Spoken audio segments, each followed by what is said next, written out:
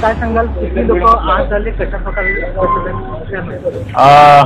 याच्यामध्ये भंडारा टू गोंदिया चालला होता गाडी आणि कोमाराकडे हे उलटा झालं होतं, ॲक्सिडेंट झाला होता. आणि याच्यामध्ये प्रशासनाचं माहिती जे आहे ते 34 लोक याच्यामध्ये इंजरी झालं होतं आणि 34 पैकी 2 लोक गोरेगावला आहेत, 10 अर्जुनी मुरगावला आहे आणि बाकी 22 KTSला आणलं होतं. आणि या 22 पैकी 11 लोकांचा मृत्यू झालेला आहे कन्फर्म.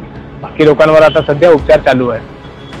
याच्याबद्दल आता विस्तृतपणे माहिती, ते उपचार चालू असल्यामुळे मी याच्यामध्ये काही सांगत नाही, पण आतापर्यंत जे आहेत माहिती ते 11 लोकांचे डेथ झालेले आहेत.